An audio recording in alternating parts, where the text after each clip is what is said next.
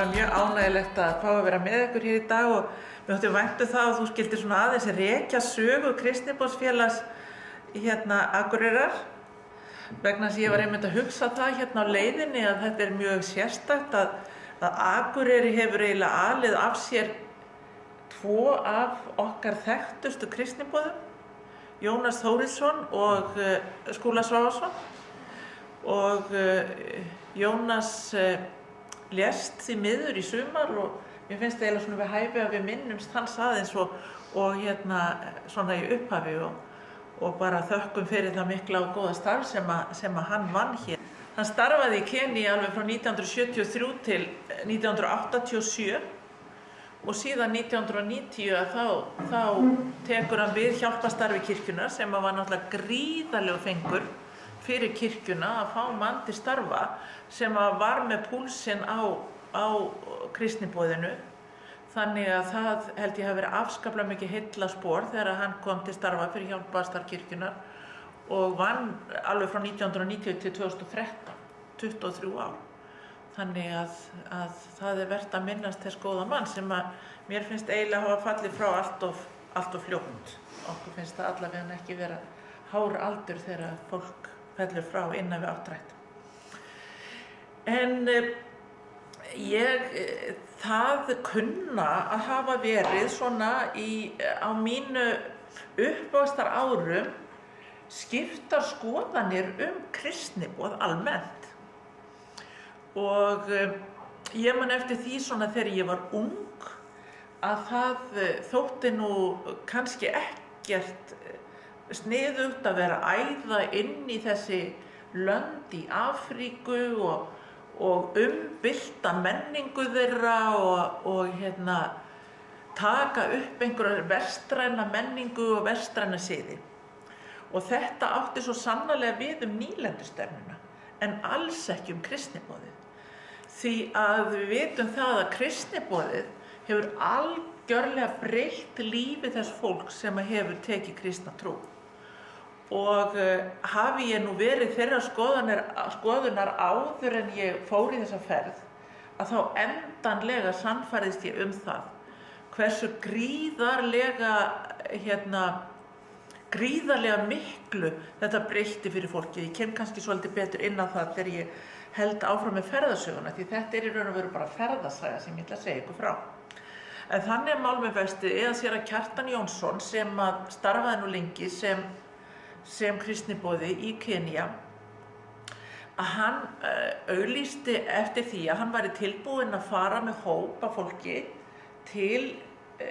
á kristniboðslóðirnar í Pokot í Kenía og vera með svona svolítið leiðangur þangað og bauð bæði prestum og sóknarnefndafólki og starfsfólki safnaða að koma með og það endaði með því að við vorum þarna nokkri prestar og eigin eða makar presta og dóttir eins prests og vinkona hennar og síðan var einnig sóknarnefndamaður sunnan úr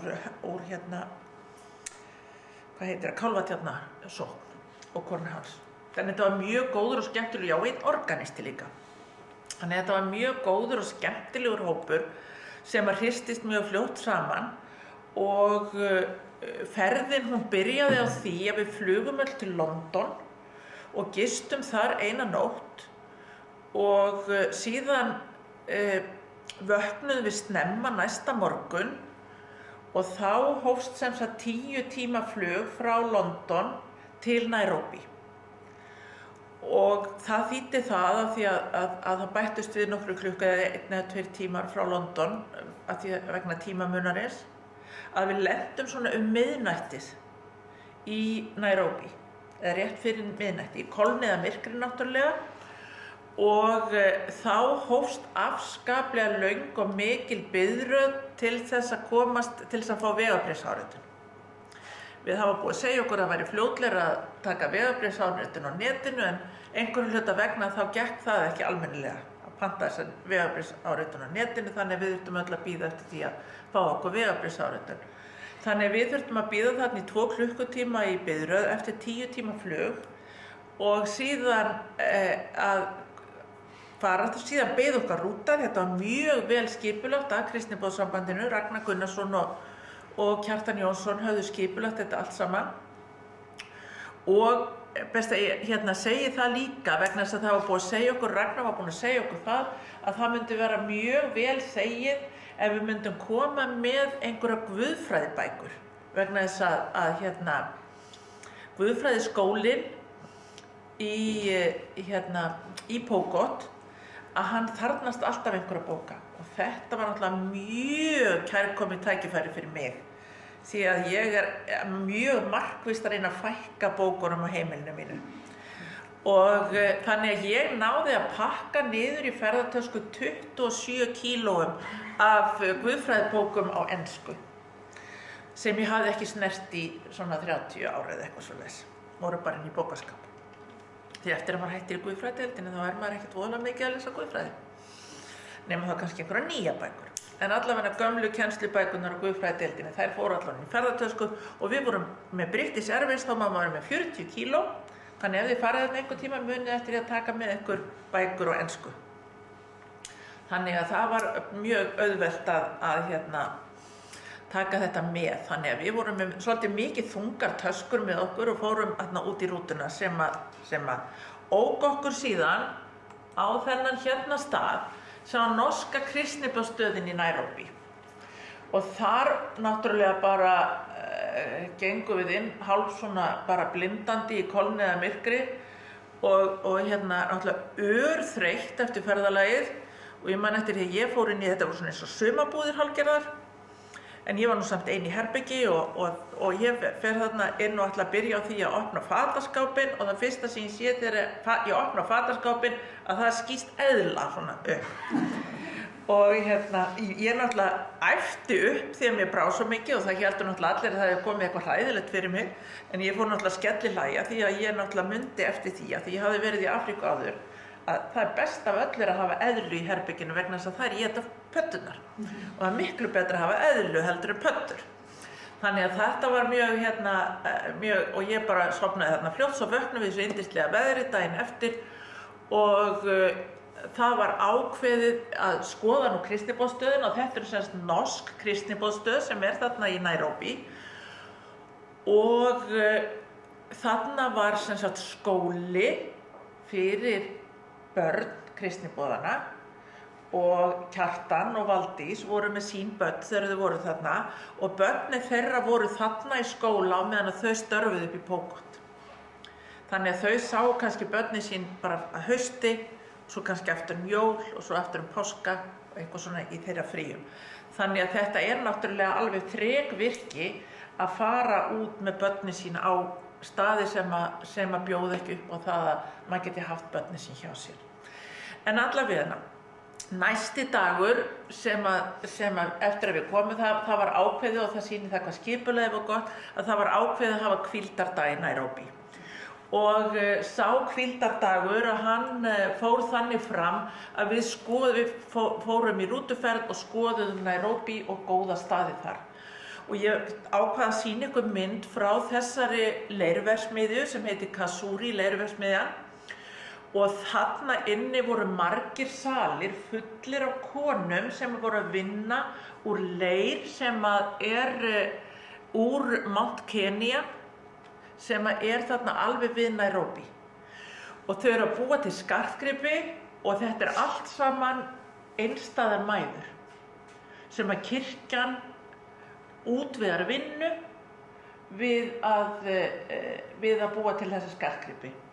Og þetta eru mjög dýrir skartgripir og eru seldir dýrum dómum til dæmis í Harrods í London og svona. Þannig að þetta er ekki neitt drasl. Þetta er mjög, mjög fínt. Og svo þegar við vorum að ganga þarna og þau náttúrulega eins og þau viti kannski þegar kemur svona hópur af hvítu fólki að þá finnst fólkið það mjög áhugavert og finnst það jafnvel svolítið fyndið og hlær og þessar konur hlógu mikið þegar þau sá okkur. En svo hvisaðist það einhvern veginn úti í hópinn að það væri kona þarna í þessum hópi, þessar hvíta fólks sem væri biskup.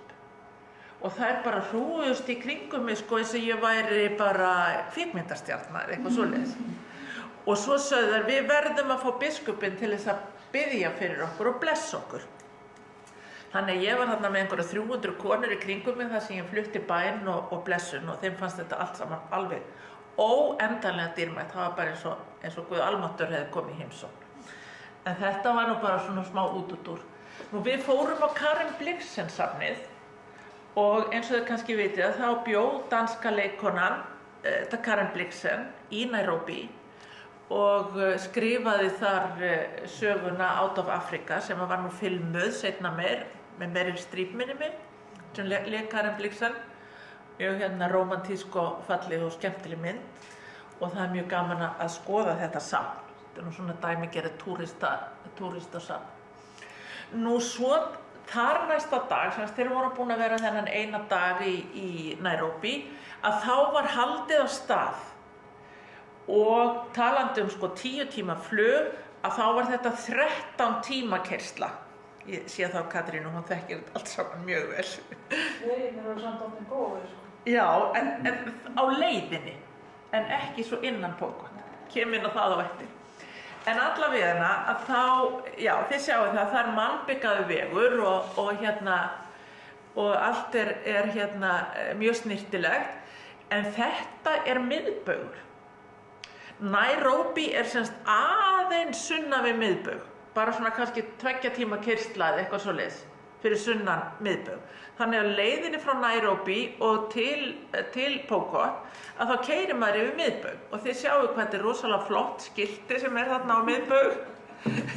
Gamalt svona bara ryðgað járnskilti. Við getum ímyndað okkur í einhverju öðrum löndum að þá væri nú gert svolítið meira úr miðbaug. Til dæmis höfðu einhver svona túristabúð eða jafnvel einhvern svona menningarsenter eða eitthvað svoleiðis, en þetta er svo sem allt og sumt og við vorum næstu því búin að keyra framhjá. Þannig að við náttúrulega vildum stoppa þarna og taka mynd á okkur. En það er eitt sem ég langar til þess að vekja athygli ykkar á þessari mynd og það er það, við erum þarna í janúar og janúar er þurri tíminn. Það er júní og það er sumarmánuð, það er náttúrulega ekki neitt vetur, sumar, vor og haust, það er ekki árstíð til. En það er rigningatími og þurritíminn. Og rigningatíminn er á okkar sumri. En allan tíman á meðan við vorum hann í janúar, það var grenjandi rigning. Og svört ský. Og sumu stöðu þar sem við lentum í alveg ofboðslegum flóðum. Og fólk var algjörlega miður sín yfir loftslagsbreytingunum sem er að verða þarna. Þau horfa á loftslagsbreytingarna gerast. Þannig að það er ekki bara á norðurslóðum eða nálægt heimskautunum sem að loftslagsbreytingarna er að verða, það er að verða út allan heim. Og ég var einmitt vör við þetta líka þegar ég var á heimsþingi lúterska heimssambandsins í Nairobi, að þá voru fólki frá Asíu var að segja mér það er ekkert hægt að stóla á veðri lengur. Veðri sem var alltaf svona á þessum tíma og svona á þessum tíma, núna er þetta bara allt öðruvísi. Við getum aldrei vita hvernig veðri verður. Þannig að himinin var mjög oft svona, þannig við vorum ekki oft í brennandi sólskini kannski, sem betur fyrir okkur. En þetta var svona, þetta voru kannski svona dæmigerðar götumyndir þegar við fórum í gegnum þorp. Þá var þetta svona það sem að helst svona bar fyrir augu. Það voru svona frekar svona, hvað maður að segja, illa farin hús. Göturnar eru malargötur á milli húsana, mjög mikið af fólki á hjólum eða fótgangandi og berandi byrðar sínar. Þannig að þetta var svona, og þið sjáu kannski svolítið óskýrt á þessari mynd, en þarna hanga lambskrokkarnir eða geitaskrokkarnir út í glugga. Og þarna er náttúrulega það er ekki neinn kæli eða neitt svoleiðis. Þó að það hafi verið mikið rigning, þá var þetta mjög heitt, kannski nálægt 30 stiga hita og þarna var bara kjötið út í glugga, út í búðaglugga.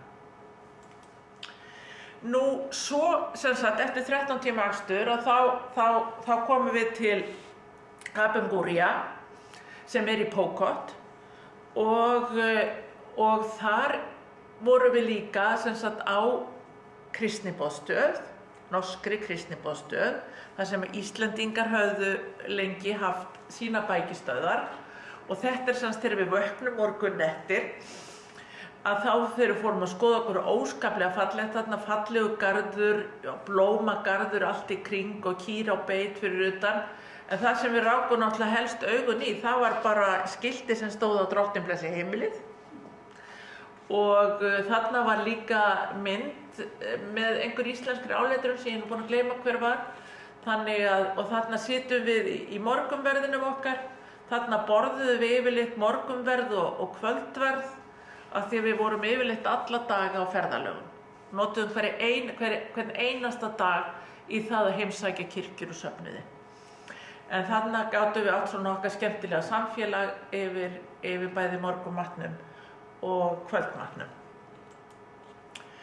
Og fyrsta daginn þarna að þá ákváðum við að vera bara þarna kyrrt í Kapingúría og fyrsti fundurinn okkar var semst á biskupsstofunni með honum Samson Lukaponi sem biskup í Vestur-Pokot. Og ég veit ekki hvort þú hittir hann eða þekktir hann Katrín. Og hann var strax mjög góður vinur minn. Og við mynduðum mjög sterkt tengsl á milli okkar og eftir að ég var komin heim að þá leið varla svo dagur og ég fekk ekki svona messenger skilaboð frá honum því að við vorum vinir á Facebook og fekk alltaf "How are you doing today, my bishop?" og eitthvað svona og alltaf að senda mér einhverjar óskaplega góðar vinakveðjur og ég fann eiginlega fyrir því miður að þá féll hann frá í sumar að ég fann bara eiginlega sorg, mér fannst eins og ég hefði mist vin minn. Þannig að þú væntanlega vita það, Katrín, að hann var dáinn. Hann dó mjög skyndilega. Við höfum bara verið að tala saman daginn áður, sko. Þannig að það var mjög mikið sorg og ég var eftir að tala þess betur að Samson Lukaponi á eftir. En þarna erum við semst fyrir utan biskupsstofuna sem bara þarna á lóðinni hjá kristniboðsstöðinni og þetta semst starfsfólk biskupsstofunar sem er þarna á þessari mynd og síðan íslenski hópurinn. Og það var mjög gaman að kynnast þessu fólki og þau hugsuðu svo vel okkur allan tíman. Og það var einmitt þarna prestur sem ég get nú bara kannski sagt að hafi verið svona biskupsritari sem fylgdi okkur með í allar ferðirnar og var okkur innan handar allan tíman. Og þennan fyrsta dag að þá heimsóttum við líka dómkirkjuna í Magatanum. Og þið sjáu að þetta stór og flott kirkja. Þessi kirkja var gefin af einni íslenskri konu, Margréti Hjálmtýsdóttur, sem kannski einhver ykkar kannast við. Hennar munaði ekkert að gefa svo sem eins og eitt stykki kirkju. Það þarf ekki stóra og mikla peninga til þess að byggja stórar og flotta kirkjur í Kenía. Ég ætla bara að láta ykkur vita það. Og þarna var tekið á móti okkur þvílíkt með kostum og kynjum og með þessu sérstaka tei sem okkur var allstað trakterað á, sem þótti vera alveg einstaklega mikill heiður fyrir okkur að vera allstað boðið upp á. En það var svo hræðilega vont að ég fæ eiginlega ennþá svona hálfgerða klíu bara við að tala það. En þið mig ekki segja það, hvað mér þótti það vont. Því að ég fékk mér alltaf bara pínu lítið og þóttist drekka það. En þau fengum alveg óskaplega góða móttökur og allsstaðar sem tekið á móti okkur var sungið og spilað og svona. Og það var svo gaman að þegar við vorum að taka þessa mynd sem þarna upp í horninu, þá voru allir þessi krakkar að horfa á. Og þeim fannst líka greinilega mjög fyndið. Og allsstaðar það sem við komum fannst krökkum svo fyndið að sjá hvítt fólk og vildi fá að koma við okkur og svona vita hvernig væri að koma við svona húð, sko. Alveg eins og kannski íslenski krakkar myndu halda kannski fyrir nokkrum árum, það kannski algengar í dag. En þegar ég var lítil þá sá maður aldrei þeldögt fólk. Maður var alltaf að veltaði fyrir sig hvernig væri að koma við svona húð. En En sko fullorðna fólki fannst við svo tignir gestir, sko, þau voru svona eiginlega hálfpartinn að stugga krökkunum frá. Það var svona eins og lærisveinarnir sem að sögðu bara svona ekki vera að trufla Jesú, sko. Þannig að við kölluðum bara á krakkana og sögðu, krakkar vilja ekki koma og vera með á myndinni. Þannig að þau komu og fengu að vera með á myndinni og fannst þetta ægilega gaman og svo þegar maður gat sýnt þeim á símanum líka myndina og eftir að þá eru þau alveg ofboðslega hissa. Þannig að þetta var alveg einstaklega skemmtilegt að koma þarna og þarna á þessari lóð hjá Dómkirkjunni í Magatano þar lítil bygging sem sunnudagaskóli. Þannig að þegar það messað að þá fer þessi kona sem sunnudagaskólakennarinn og ég man ekki hvað hún heitir með krakkana út í sunnudagaskólan og þetta tekið inn í sunnudagaskólanum. Þessi sunnudagaskóli, hann var líka byggður fyrir íslenska peninga og vitið hvað hann kostaði? Hann kostaði 50.000 krónur. Þannig að það hægt að gera stórkostlega hluti fyrir lítinn pening í Kenía. Ég mun segja að þetta mun vera svona mantran á milli allra myndana að segja frá þessu. Síðan eftir að við vorum þennan dag þarna kyrrt að þá byrjuðum við að fara í að heimsækja fleiri kirkjur. Og þessi kirkja semst eins og þið sjáið, hún alveg glæný, hún var eiginlega bara ekki búið að taka hann í notkun. Hún var bara alveg nýbyggð og þetta var eiginlega fyrsta skipti sem var svona tekið á móti fólki í þessari kirkju og þið sjáið það að þessar kirkjur að þær eru bara 4 steinsteyptir veggir, væntanlega múrsteinar, hlaðnir múrsteinar sem eru bara múraðir að utan og síðan bara bárujárnsþak og sperrur og það þarf ekki neitt annað. Það þarf ekki einu sinni gluggarúður, sko. Það er nú vísur rúður í þessari kirkju, en það þarf ekki neina leiðslur, engin klósett, ekki neitt, það ekki neitt svoleiðis í þessum kirkjum.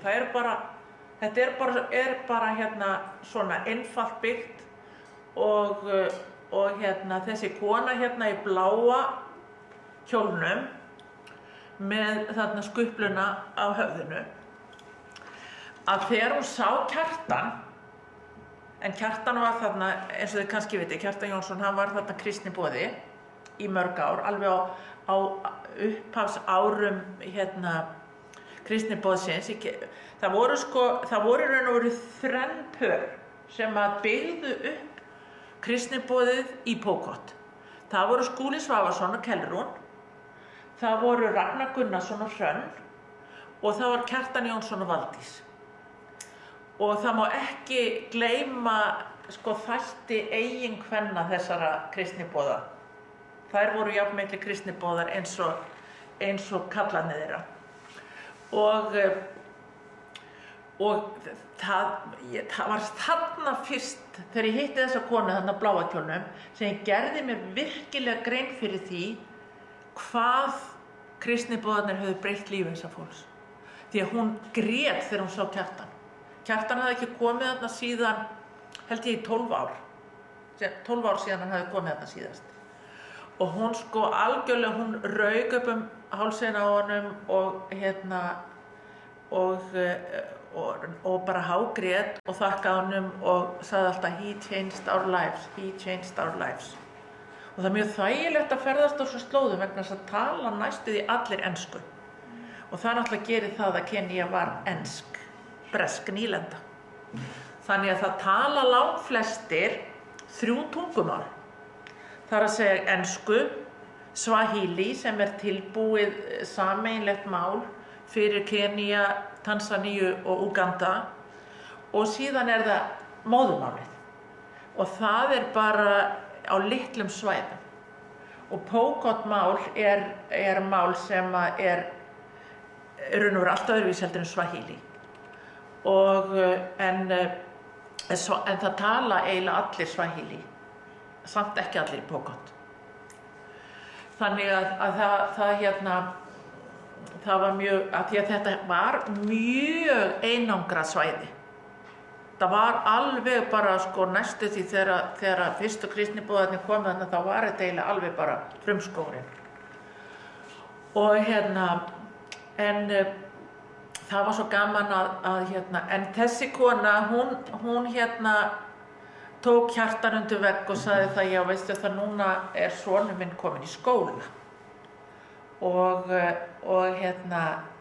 ofboðslega stolt og ánægð með það. Hún var ekkja, átti son sem hún gat komið í skóla. En svo sagði hann verður væntanlega hætta núna í skólanum því að ég hef ekki efni á því að kosta hann áfram í skóla. Og Kjartan sagði okkur frá þessu og það voru bara ein presjónin sem voru í hópnum sem ákváðu það. Bara borga skólagjöldin fyrir næsta vetur. Þannig að það var bara, málinu var bara reddað á staðnum sko. Þannig að það var svo gott að finna það hvað maður gat gert mikið gagn á fyrir þannig að það snerti ekki budduna neitt óskaplega mikið. Þarna komum við síðan í annan söfnuð sem heitir Orlvó. Og þetta kannski alveg dæmigert fyrir þá þróun sem að gerast í Kenía núna. Þegar íslensku kristniboðarnir byrjuðu að koma þarna, þá byrjuðu þau að predika undir tré. Það var bara fólkinu safnað saman í skuggan og þar var því kenndar biblíusögurnar og sagt frá því hvað kristin trú skipti miklu máli. Í tíð þeirra, meðan að þau voru þarna, þá voru byggðar litlar moldarkirkjur. Svipaðar þessari sem að við sitjum inn í þarna og með svona, ég tók nú mynd af þessari leðurblöku vegna sem hún hékk í loftinu og en núna er það að gerast að þessi söfnuðir, þar sem voru byggðar litlar moldarkirkjur á tíma kristniboðanna, eru núna að vaxa gríðarlega mikið þessi söfnuðir og eru að byggja sér stórar steinsteyptar kirkjur. Og það gengur misjafnlega vel. Og þessi kirkja er búin að vera hálfbyggð svolítið lengi, hún er kannski svolítið stór, en þarna sjáu þið hvernig þær eru byggðar. Þær eru bara byggðar, bara setti múrsteinarnir á jörðina og síðan er bara múraði kring. Þannig að þarna er söfnuður sem að vantar meiri pening og þarna getum við gert gagn. Og ég vil bara láta ykkur vita það að ef að þið hafið áhuga á því að styrkja einhvern söfnuð í Kenía eða annars staðar, að þá gerum við það alltaf í gegnum kristniboðssambandið. Við sendum aldrei peninga beint til safnaða. Og það sem ég hef verið að agitera svolítið mikið fyrir þegar að ég hef verið með svona kynningar á þessari ferð, er það að fá söfnuði á Íslandi til að gerast vinasöfnuður safnaðar í Kenía sem þarf að hjálpa að halda.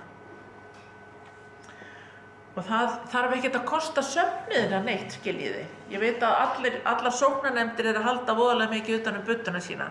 Bara hafa eina góða söfnun á ári, eða 2 ári, eða 3 ári, og þá getur bara safnast vel inn. Að vísu er enginn með pening á sér lengur, þannig að við bara dreifum þá miðum með reikningsnúmer og svona. Þannig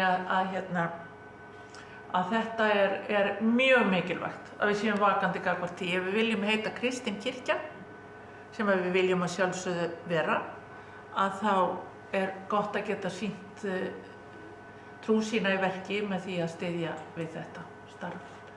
Þarna komum við til svona, myndi ég segja, svolítið dæmigerð safnaðar í Kongelei. Þar er búið að byggja stóra og fína kirkju. Þetta er inn í kirkjunni, en þarna er líka skóli. Og það fannst mér svo mikilvægt að sjá að það er svo mörgum þessum söfnuðum sem að þetta er haft að leiðarljósi, að hafa líka skóla.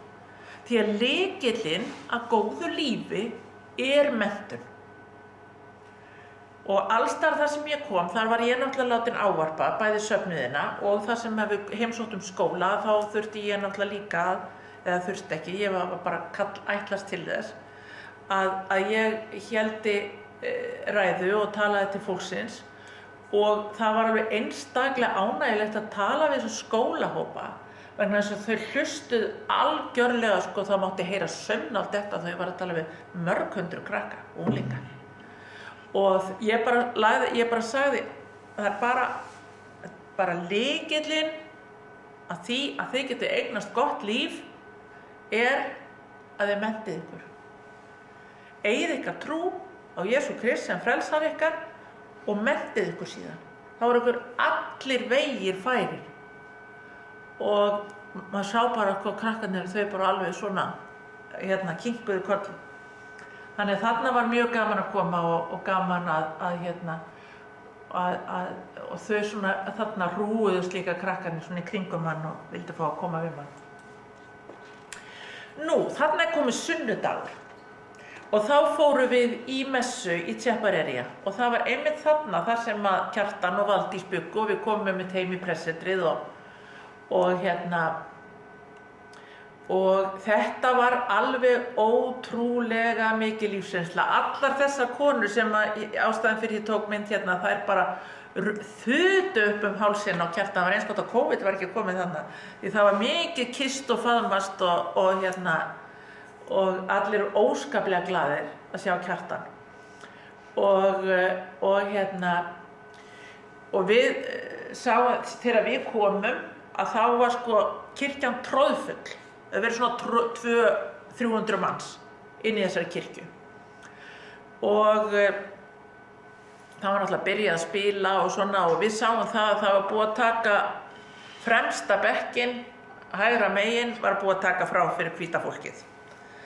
Og við settumst þarna á fremsta bekk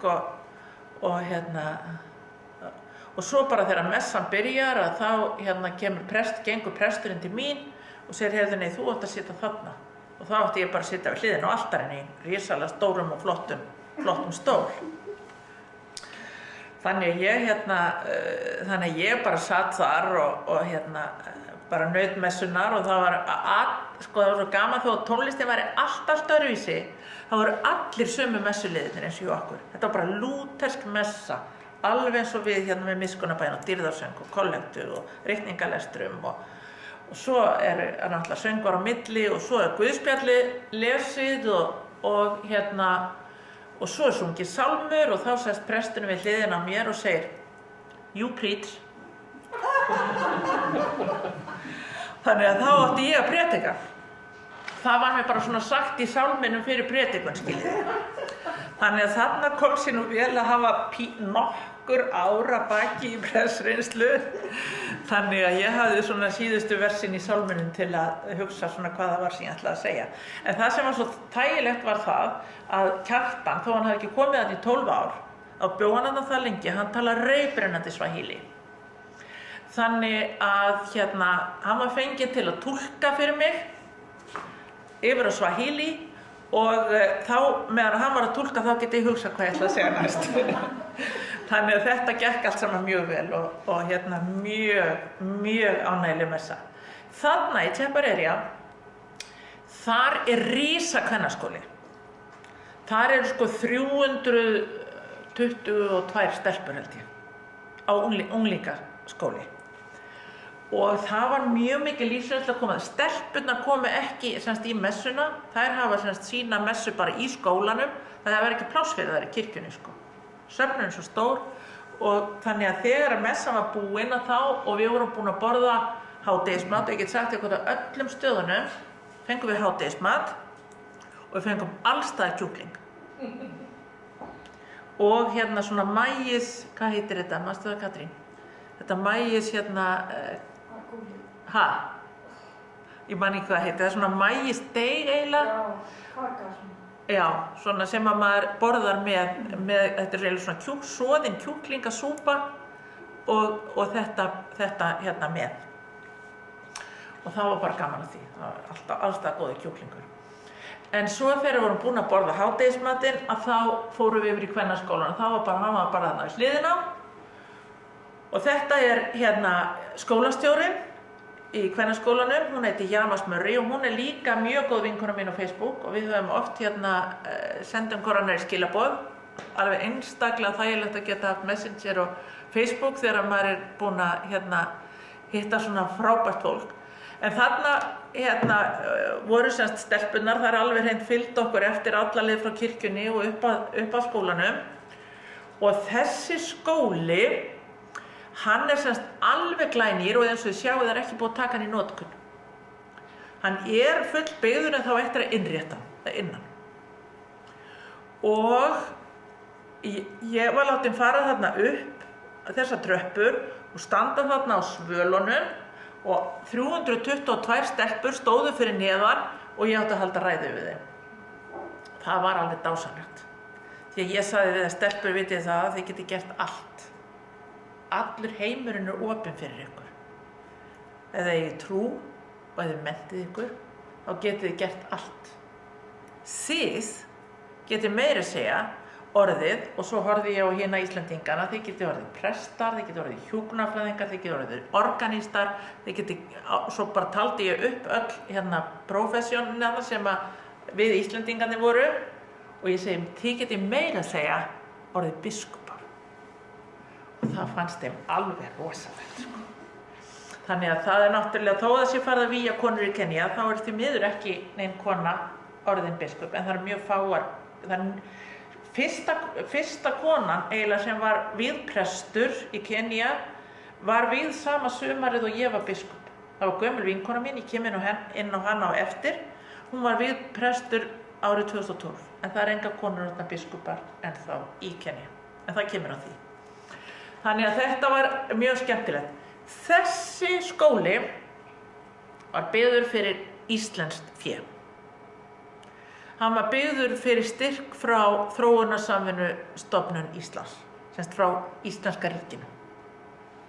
Þannig að við erum ekki algjörir aumingjar þegar kemur að þróunarsamvinnu Íslendingar, þó okkur finnist við leggja allt og lítið að mörkum til þessa málaflokks frá ríkinu. Þannig að það eru mjög sterkt tengsl á milli þessa skóla og Íslendinga. Og þegar Íslendingar koma þá fá þeir höfðinglega móttökur. Hvað næst? Já, þarna einmitt ein af þessum moldarkirkjum. Svona kirkjur voru byggðar í tíð kristniboðanna og þarna sjáum við kirkjuna, hún full af börnum. Og það var svo ánægilegt að einn maki pressins að Máni, sem maðurinn hennar Petrínu Mjallar, séra í Árbæjarkirkju, hann tannlæknir. Ég sagði það líka við stelpunnar í kvennaskólanum að þær geta orðið tannlæknar. Þeim fannst það voðalega fyndið. Og hann kom með fullan poka tannburstum og tannkremi og þarna fannst honum vera upplaður staður til þess að láta það svona af hendi rakna. Þannig að þessi krakkar fengu öll tannbursta og tannkremi. Og þarna þessi prestur eða biskupsritari eins og ég kallaði hann, sem fylgdi okkur alla leið. Hann var lítill strákur þegar Kjartan og Valdís komu og hann þarna að sýna okkur hvar tréð var, þar sem hann fékk fyrst að heyra Jesú. Þetta tré bara því miður ekki lengur á staðnum, en þetta rótin á trénu þar sem hann, mér finnst þetta svo tákgrænt, þegar hann sýndi okkur þessa rót, þetta svona rótin á hans trú, að hún var þarna í jarðveginum og þið sjáðu hann alveg skælbrosandi þegar hann að segja okkur frá þessum tíma þegar hann var lítill strákur og fékk að koma og hlusta á sögurnar Jesú sem að þróaðist síðan í það að hann verður prestur og núna þjónandi. Og nota bene að þá öll kirkjan í Vesturpókot, hún bara, henni þjónað af heimafólki. Það ekki kristinboð þarna lengur. Og þarna nú aðalkirkja. Þetta kirkjan í Čerkóbek. Segir það rétt? Čerkóbek. Þetta glæsilegasta kirkjan. Hún var gefin af Katrínu Ásgrímsdóttur og eiginmanni hennar, Gísla Guðmundssyni, til minningar hjónin frá Esjubergi sem hétu Guðmundur Gíslason og Fanney Jónsdóttir. Mér finnst þetta algjörlega stórmerkilegt. Ég hafði ekki hugmynd þetta fyrir ég kom þarna. Þau hafa ekkert verið að auglýsa þetta mikið. En þetta náttúrulega alveg einstakt og þetta var flottasta kirkjan sem við komum í. Þó hefum komið í margar nýjar kirkjur. En þið sjáið að þetta ekki flókin arkitektúr. Þetta líka eins og allar aðrar kirkjur sem við komum í sem sem bara steinsteyptir veggir og bárujárnsþak og sperrur. En þarna var sko dansað og sungið fyrir okkur. Aldeilis. Og það voru hengdar á okkur kransar og við var gefnar gjafir og okkur var gefið hunang og ég bara get ekki talið allt upp sem að blessa fólkið, blessaði okkur í bak og fyrir. Þannig að hér var gaman að koma. Þarna heimsóttum við líka kirkju og munaðarleysingja fyrir stúlkur. Þessi kirkja, hún næstum tilbúin, hún að verða tilbúin. Hún var líka gefin af Íslendingum. Þannig og þarna við hliðina á þessari kirkju munaðarleysingja fyrir stúlkur og þarna var farið að líða á daginn og við ætluðum nú bara að skoða kirkjuna en ekki að skoða munaðarleysingja en stelpurnar tóku það nú ekki í mál. Þær drógu okkur niður í svefnubergið sín til að sýna hvar þær áttu heima. Og þær voru sko alveg mjög stoltar af því að sýna okkur svefnubergið sín. Þar voru kojur og þær voru bránar þó að þær búi svona með ókunnum stúlkum. Þetta skólastjóri munaðarleysingja eða semst fóstuðkona munaðarleysingja og hún var með tilbúið bænaskjal til mín það að það vantaði brunn á staðinn.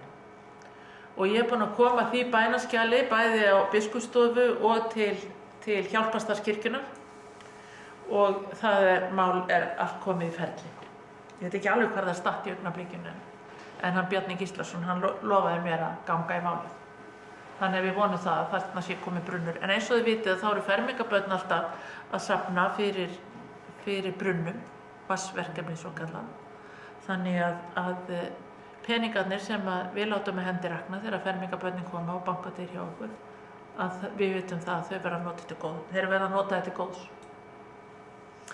Nú hér fer ég nú alveg að koma að lokum, en á heimleiðinni þá náttúrulega urðum við að gera svona eins og sannir túristar að fara í Masai Mara þjóðgarðinn og þarna sáum við bæði apa og gíraffa og fíla og svo gaman að sjá litlu apana bera börnin sín á bakinu og síðan var nú aðalmálið að sjá ljón. Það enginn maður með mönnum nema þeir hafi séð ljón og það tókst alveg undir lokin að sjá ljón. En ég ekki alveg búin vegna þess að svo þegar við komum til Nairobi að þá urðu fagnaðarfundir þar vegna þess að ég á 2 vinkonur í Nairobi. Og þannig nefnilega mál með veist á árunum 1994 til 1996 þá var ég í prógrammi á vegum Lútherska heimsambandsins sem var leiðtogaþjálfun fyrir ungar konur. Þá var ég nefnilega ung. Og Lútherska heimsambandi setti á kvóta það að það skildi vera í öllum ráðum og nefndum kirkjuna 40% konur og 40% kallar, minnstakosti. Og það voru mjög margar kirkjur, mjög víða heim sem sagði "We don't have any qualified women."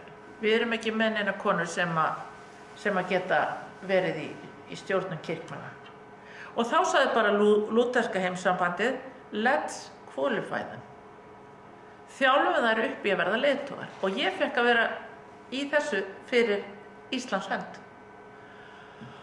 Og þetta var alveg einstaklega og þá í sambandi við það prógrama þá fekk ég að fara einmitt til Tansaníu.